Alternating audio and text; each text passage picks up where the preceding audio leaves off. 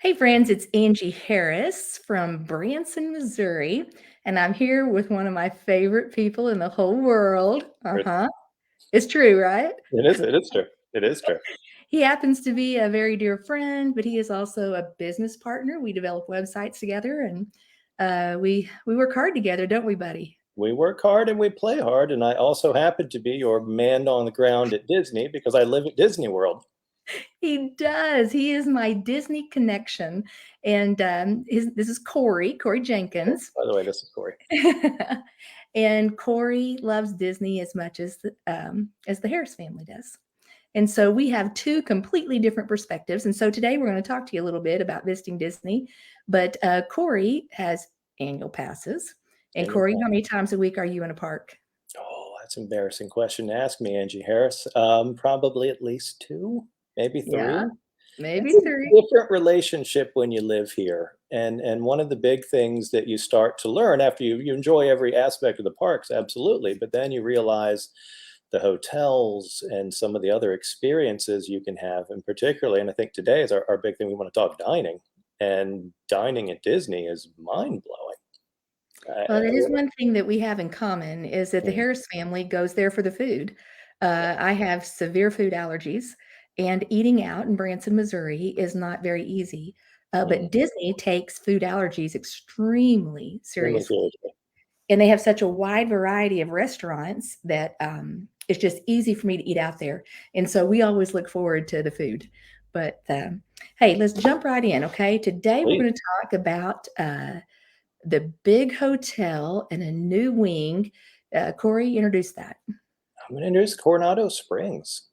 Back when I didn't live at Disney and was visiting, it was always one of our go-tos. I mean, it felt like the nicest of the moderate resorts. And if you haven't been here since 2019, which with COVID, a lot of people haven't, they built a whole brand new tower, big, massive structure. You can see right off of World Drive. It's called the Grand Destino Tower, and it's beautiful. And so, whereas the hotel kind of captures that whole, I don't know, Mayan, Central America, South American kind of feel, this went with a whole Spain vibe, and it's just absolutely stunning.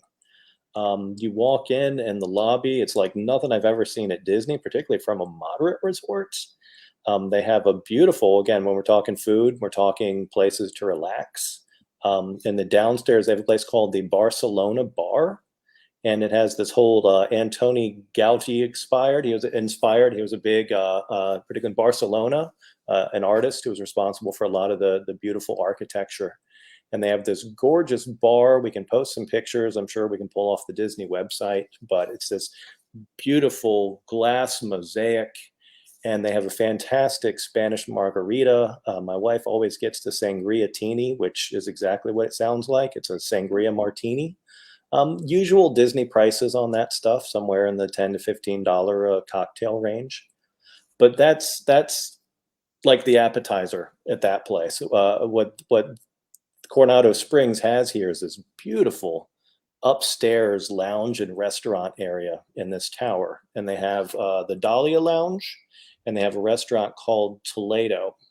The Dahlia Lounge, we actually have not gotten a chance to drink in, but what we have used is their terrace. They have a beautiful outdoor terrace seating area. This is, I don't know, probably a dozen stories up. It looks out directly over Hollywood Studios. So if we ever get back to the days where they have a big fireworks show like they did 2015, 2016, they had that great Star Wars show, this would be the place to watch it. You can see Wow. every inch of it. And you also catch a little bit of Epcot and the World Showcase on the left side. So if you're there for a convention, if you're just there for an evening, the views are stunning, and nice breeze up there too, which in Central Florida we will always take. But Toledo, I almost hate mentioning Toledo because I don't want to fight people for reservations, but we stumbled upon this about a month ago.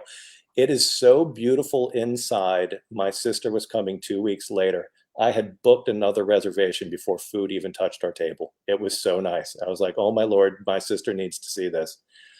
Same Gaudi inspired art. They have this great glass ceiling that changes color throughout your meal. Beautiful mosaic. Oh yeah, no, Angie, it's beautiful.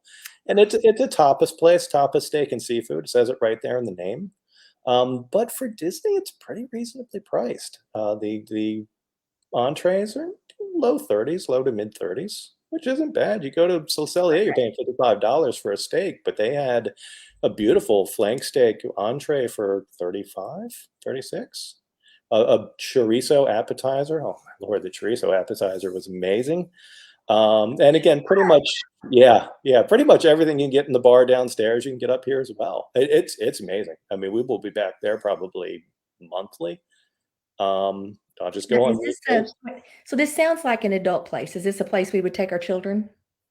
You know, it's funny. There was some kids in there, but then at one point, the first time there was clearly like a soccer tournament, and all of these moms came in. It literally said like, I don't know, Chesterfield soccer moms, and it was just where the moms went after the kids were put to bed. Probably not specific. It's a sophisticated menu. It has octopus on it, things of that nature. Not exactly the chicken tenders maybe your kids are looking for, but for a date, for escaping the kids for a few hours, for something of that nature, the prices seemed very reasonable by Central Florida theme park standards, and the food was actually exceptional. Okay, Exceptional. so that's at the top of, Gran Destino, Yes, that is right at the Coronado. top.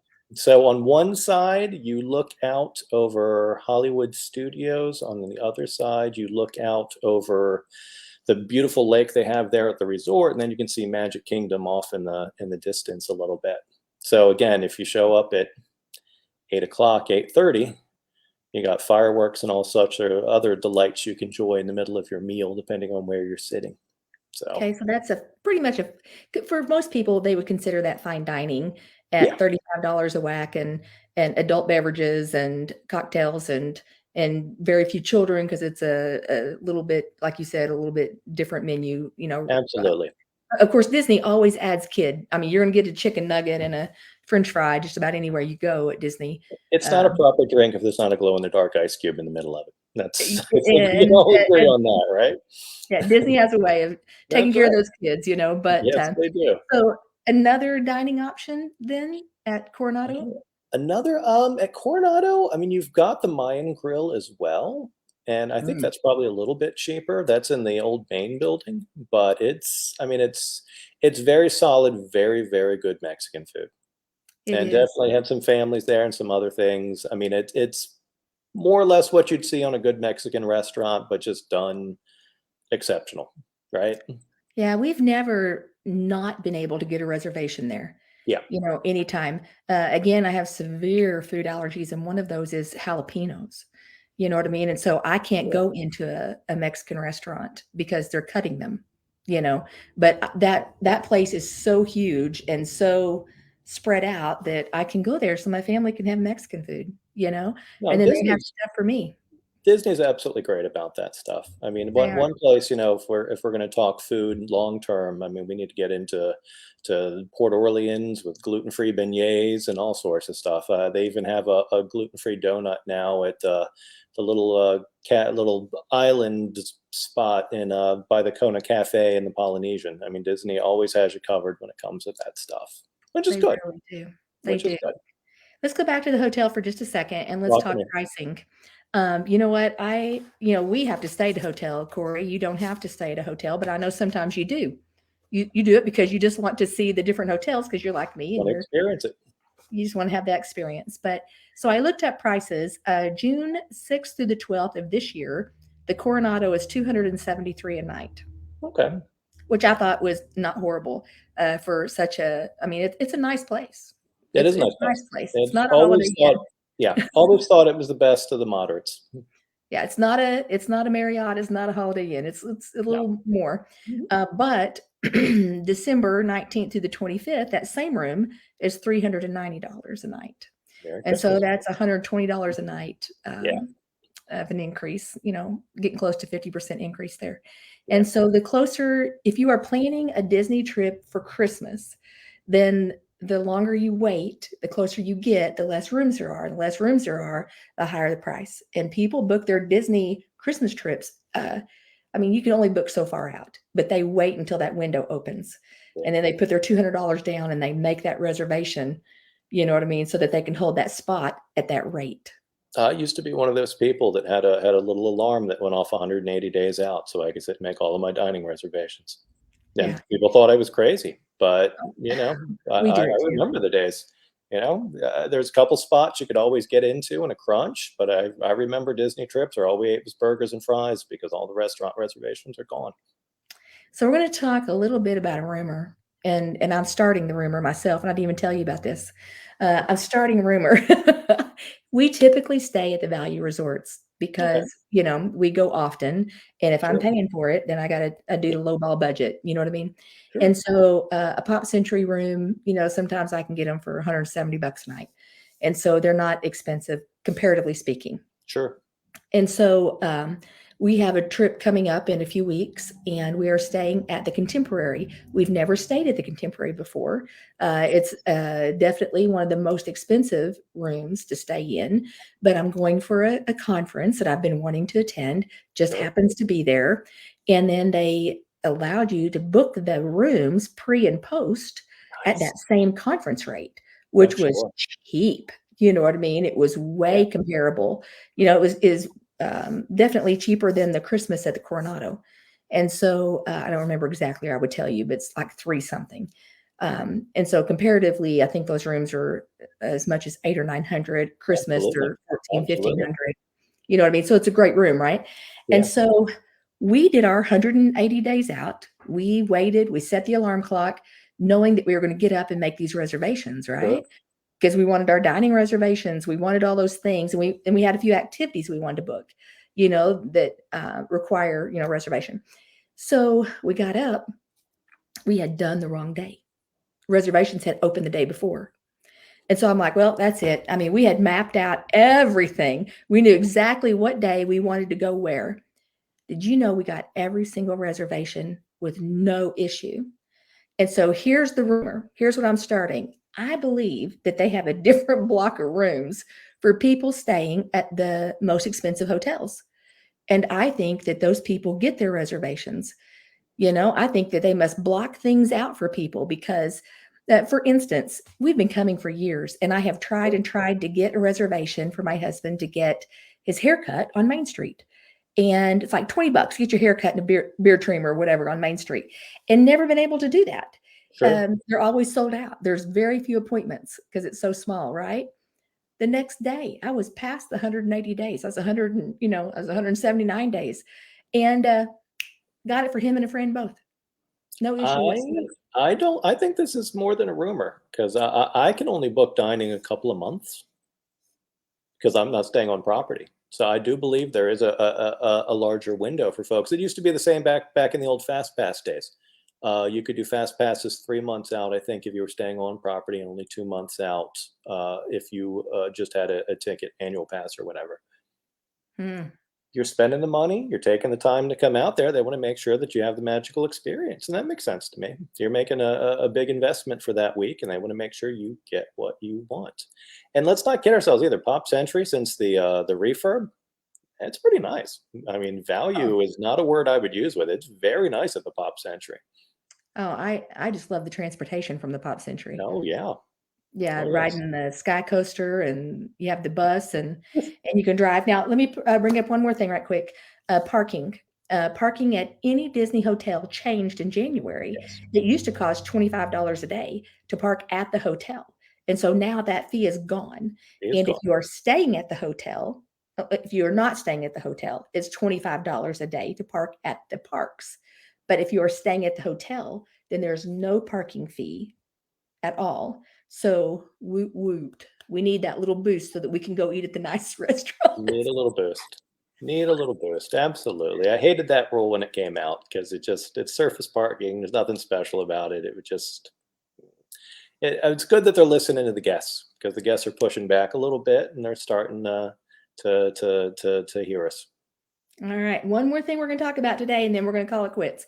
We're going to Well, talk I'm about a gonna cut you off ride. for 1 second. Hold on. I got something because you said you're staying at the Contemporary Hotel, and I have a Contemporary Hotel dining suggestion for you if you still have some space in your chart, and that is Steakhouse 71. And Oh, Steakhouse 71 is an interesting one to miss. It's actually downstairs on the first floor. It hides back behind the check-in. Is that where the water-looking stuff on the wall is? It's like blue mosaic something. It's beautiful, just really pretty. You I remember think you that? need to go down more floors, to be honest. You don't see Okay. this level from the monorail, you don't see it from Chef Mickey's. It's a couple of escalator rides down. Oh, I've It's been right where you down. come in for check-in. Okay, and so you've got the art on the sides that looks like it's funny, I'm doing hand gestures, completely off camera. Hands are Yeah, just everywhere. You're seeing yeah. nothing. You hit the wall, you got, like, the art of, like, the monorail up the wall, and Yes, and, yeah, I think I vaguely recall some of the mosaic stuff you're referring to as well. It should be down on that level, and it hides in the back left corner, and yes. it's it's interesting inside. We actually were there for brunch just, this past Sunday, and, the brunch prices are very reasonable. And nothing on the menu. One thing on the menu is more than $20. And that was a steak and eggs. It was 21. Everything they're known. They have their Steakhouse 71 feast, which is pretty much everything you can think of for breakfast food, including Mickey waffles on a plate for $20, bottomless mimosas for $19. Whole check for three people was I think 75. Wasn't bad. Not for Disney, not for a sit down, get served on restaurant. And the food was very good. Is It's a that only on Sundays, or is that every brunch is day? any day of the week. And we have hit there's a lounge on one side where you can order bar food that's pretty much seems kind of place you can always get into. The food was again good. The pricing was kind of surprisingly reasonable, all things considered. Oh, The yeah. brunch was really good. They decorate in photos of the park again, Steakhouse 71. The year the Disney World opened, and so there's this pictures of groundbreaking and Walt standing over construction sites and all of this. It's got a neat little vibe down there, and it's just kind of one of those little hidden gems. Again, you don't see it from the monorail. You could go upstairs to Chef Mickey's, go in the gift shops, hop back on the monorail, and never come across it. But it's back there, and it's a good spot. It would be worth it for you guys to check it out. Either come in the evening, or maybe if you just want to fill up before you head out to the parks, before you make that long walk to the Magic Kingdom across the street. Oh. I know, right? Oh, 100 yards or whatever it is before you leg that out. So put that one Well, on your list for me, please, and let me know how you like it. I will. We've eaten at the California Grill, we've eaten at Chef Mickey's, we've done those things, and we saw downstairs the Mhm. restaurant. I couldn't remember the name of it, but we'd Yeah. seen it, but, haven't eaten there. So I we'll was talk some more about that after we stay there. Please. I was holding off on California Grill just because right now it's a 75th anniversary, 70th, 50th anniversary. What anniversary are they doing at Disney at the moment? 50. 50th anniversary prefixed, and we just want to wait and see sort of the regular menu and what they do sort of in normal times. And we're coming up Mhm. on normal times. Just 2 more days until the anniversary is over with. I can't believe it. And then we're gonna be celebrating Walt for 100 years, his 100th birthday. Yes, that's exciting. Some of the merch and stuff coming out of that's already great. We did have a really nice experience the other night at the San Angel, which is that nice little restaurant in the big pyramid in the Mexico Pavilion at Epcot. And I can give you some pictures to post, but they had a table next to us got this elaborate dessert. We're looking at our menu. We have no idea what it is. And we asked our waiter, and it was a special 50th anniversary. You had to ask for it by name, not on the menu dessert. Oh, yeah. So it came out, it was a chocolate pyramid. It was like that pyramid that you go by in the boat ride where they go to find Donald because Yeah, Donald has a detention problem. Nobody wants to treat it, right? So they have to chase him around all the yeah, time.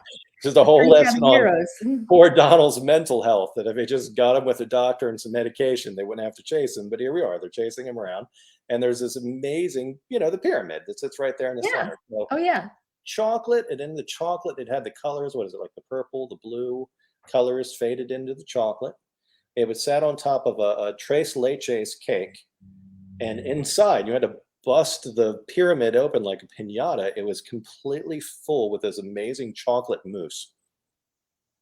Oh, it was a massive dessert. The waiter was like, "Oh, two of you, two to three people, 2 to 3 people ate half of it, and somehow managed to bring it home."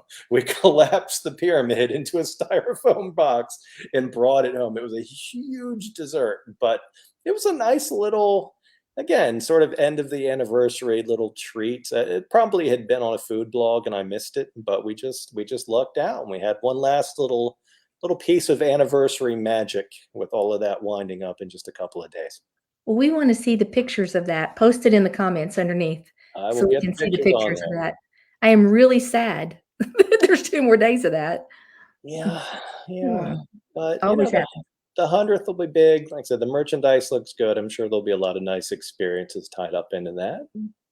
Okay, So, awesome. Alright, then our one last thing, we've talked about a hotel, we've talked about food, we're gonna food. always talk about food, and we are gonna try to talk once every couple of weeks Let's and do just it. kinda update, people so that they are, more prepared for their Disney trip. But we're gonna talk about a ride. Ooh. We being the baby duck and I, rode the brand new Guardians of the Galaxy, a few months ago when we were there. But my friend Corey just rode it this week, right? I've had 4 virtual queue passes, and I had not been brave enough to ride it. I will admit it, I am a I'm sorry, Timmy Dutton. Timmy Dutton and I were at Silver Dollar City, and I was supposed to ride a ride with him, and I just bailed at the last second. I am a oh, you won, Timmy. I am a nervous rider, and so I needed some people around me to log a few reps, and the queue is neat. The getting on the ride experience, the whole kind of pre-ride show. God, Disney has perfected that. Wow, they They have have. from Rise of the Resistance to Guardians, they have perfected the pre-ride show, and it was an experience. It obviously didn't kill me, so that was good.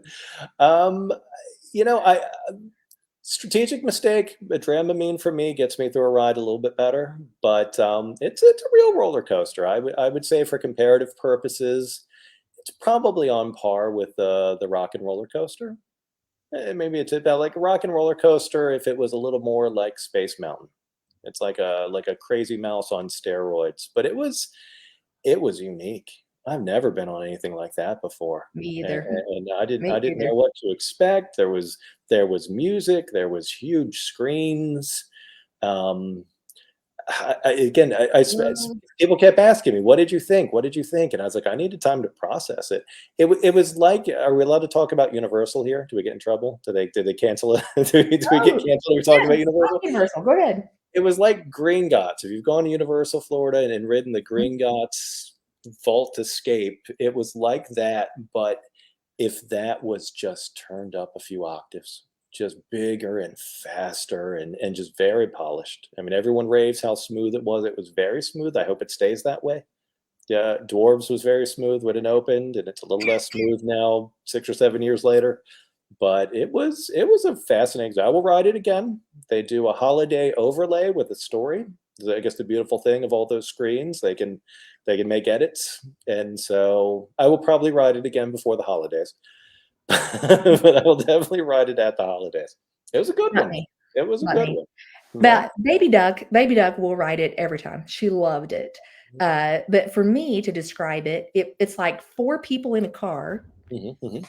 and the car rotates. The car kinda looks like the same car without the top from Haunted Mansion. If there Yeah, was no top on it, it's a big vehicle. It's a it big vehicle with sides. It's almo I was thinking in terms of, like, The Little Mermaid. It was without the yes, cone, but, like, maybe. it just has that, like, big wings, like, everything comes up to almost, like, neck level. It was very big vehicle. It but 4 people fit in it, and Mhm. then it twirls. Yeah. It moves, and so you're going over and under, Mhm, and you're moving as you mhm. go. I hope you can tell what my hands are doing here. No, You it was like a waltz. It was like a big scary waltz where, like, the body is twisting as it goes up and down, and it was nothing like that. That was impressive. and That it was really pulls like 2 impressive. Gs at one point, right?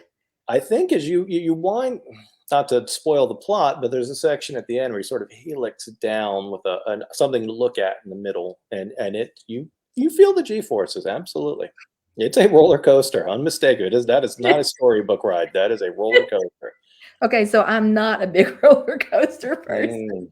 and I did not know what to expect, and so I just did it to be supportive of somebody else, but I had sinus issues going on that day, and when I got off, it broke my sinuses loose. You know what I Oh, mean? And yeah, so you're I was probably like, probably also whoa, half an inch shorter, I would imagine. There's some G-forces on that ride. whoa, whoa. But Yes. it's how do we get onto that ride? Because How do not we get don't onto it? just walk up. No, you still virtual queue it, 7 AM, the first one before you come into the park, and then they do another drop at 1 PM. You have to be in the park. Actually interesting 'cause I don't maybe we picked a light day. We got there at 2:17. We're still able to get a virtual queue spot. We were on before 7 PM. But, Awesome. the usual virtual queue rules, 7 AM if you have a park reservation, 1 PM if you're in the park. And that'll be the same rules they apply to or are currently applying to Tron over at Magic Kingdom, which is doing a soft opening, and then I think officially opens Monday? I think of April something, April 4th, I think. Sometime next week, but it's open now if you can get in the virtual queue. Yeah, yeah, pretty fun. Hopefully, you'll like that one more. I'm It's a not gonna different ride experience. it. It's not I wrote it, of all places, Shanghai Disney, it's not as intense as Guardians is. It's not as intense. It's still a roller coaster, but it is not as intense. Okay, it looks intense It looks intense. for all intents and purposes. Really neat, though. It was really neat in Shanghai. I'm certain it will be really neat now, and it really, when you take the boat now in the evenings, the whole right side of the park with the new lights on Space Mountain and with Tron and things, it's fascinating on the right side of the park as you head across the lagoon on the boat at the end of a good night. So, look forward to That's that. Don't miss the little things. Never miss the little things. awesome. So in about 2 weeks, we're gonna do this again, and then maybe the next week, we can do it live from Epcot fireworks. That would be lovely. What do you think? Absolutely. I'll be there. I'll be there. You'll be there. Let's do it. I know, we're celebrating. It's gonna be We'll fun. celebrate. Okay, guys, thanks so much, and, we appreciate it. If you have any questions, drop them in the comments because for some Please. reason, the comments didn't pop up, so I can't see if anybody's commenting, but, and then we'll respond there, and, we'll see you in a couple of weeks. We will see you in a couple weeks. Thank you all so much. Bye, Corey. Bye.